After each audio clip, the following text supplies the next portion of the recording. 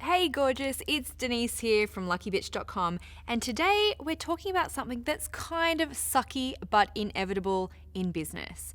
Have you ever had to deal with a copycat?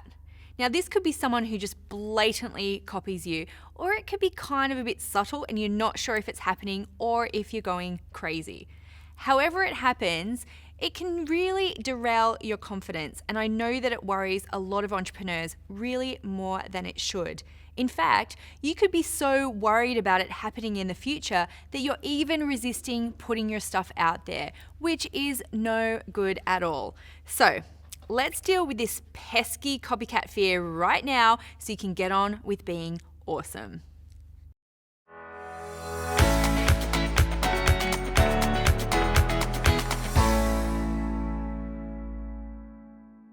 Now, this whole copycat thing might have not even happened to you yet, but you're using the fear of someone copying you to stay stuck and hiding in the shadows of your business.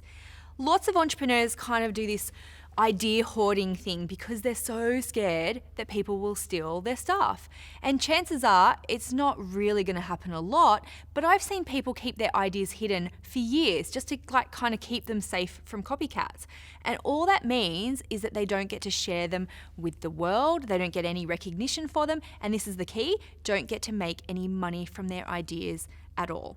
Fear is the worst reason for not putting yourself out there, so don't let this be you. Be brave and deal with those blocks, and know that if you do get a copycat, which is pretty inevitable, then you can totally deal with it. But first up, I want you to get real here, right? If you feel like someone's copied you, the first thing I want you to do is really stop and check in with yourself. Because don't just jump into sending angry emails or get really upset and resentful, even though that's probably your first reaction, because it does feel sucky. Now, this might sound harsh, but I've actually seen people get really upset about a copycat when in fact both you and the copycat are being fairly generic. Nobody's copied anyone, but you're both just being safe and mainstream. And some ideas, especially in the personal development world, are kind of in common use. So don't take it personally if an idea that you've used is also used by other people.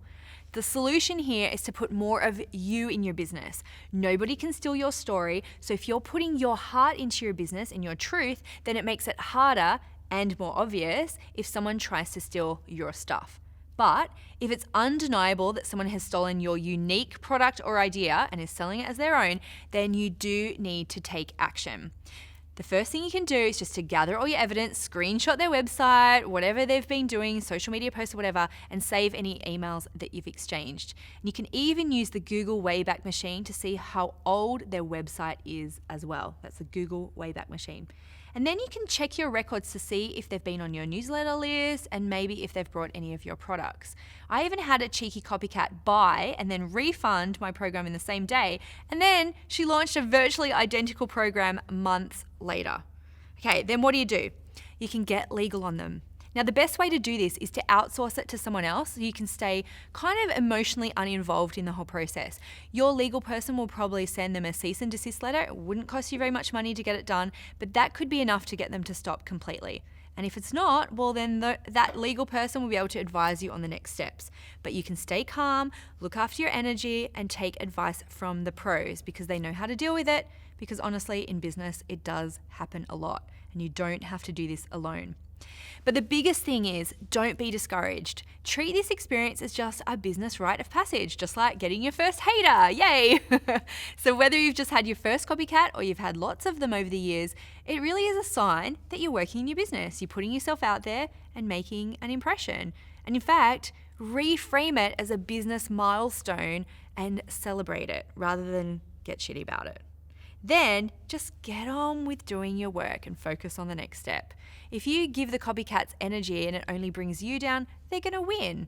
And your mindset is your biggest asset. You've got to look after that, and you'll find that the copycat thing is just one more business thing to sort out rather than this massive big deal that you have to stress about. Because when it happens to you, and it probably will, know that you can totally handle it.